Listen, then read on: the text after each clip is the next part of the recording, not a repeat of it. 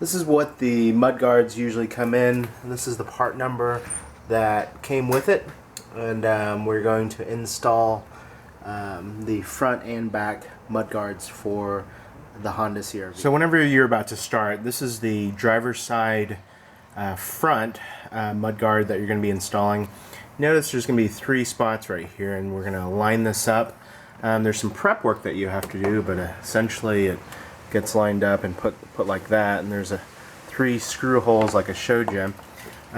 What you need to do is actually remove this one, and then you're going to be puncturing a hole right there, and you're just going to be puncturing with a push pen and pushing through the plastic. And then once you end up doing that, we're going to reuse these 2 bottom screws. And this screw isn't too bad to remove this bottom right one. We're going to take that out.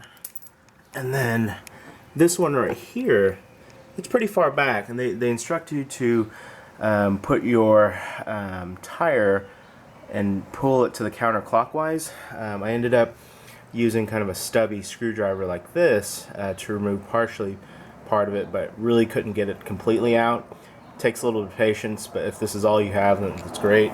This is a tool that I found at Lowe's that's an offset screwdriver, and allows you to just take it out a little bit easier for tight spots. So once we take that out, we're going to install these 3 on there, and then the kit itself actually has a set of screws and self-tapping screws and spacers and everything right here that you can use, but I'll show you what it looks like after you install. Okay, so once you've punctured those holes, I started off with this one just as a placeholder, and this one in the far back is going to be your toughest, but I went ahead and finished that up.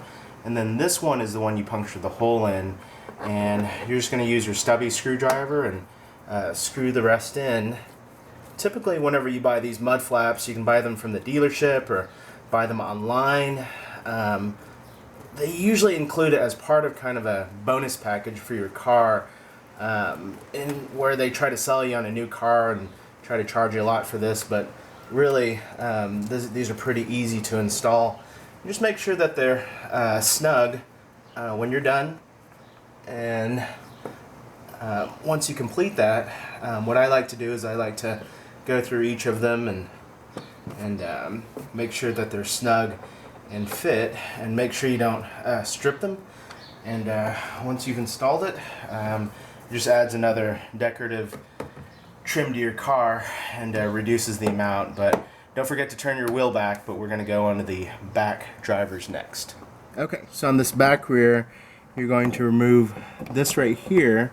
This just is a clip, and it will snap out, so you're just going to use a flat-headed screwdriver, and it's going to pull out like this. They tell you to discard it, and if you look, what I'll show you is this is what a used one looks like, and this is the one that you're replacing used like. That's going to go back into here. Okay, so what's going to happen is they're going to ask you to put these 2 clips in, and these clips just basically allow you to thread these in and hold these in. So what's going to happen is we're going to put them right here, and then you're going to hear a click, and just make sure you have it lined up with where you have that hole punctured. And then we already put the second one on here, and then we're going to start up next by putting these on, and I'll show you the completed project. So these are pretty easy to get to with those screwdriver sets I've showed you.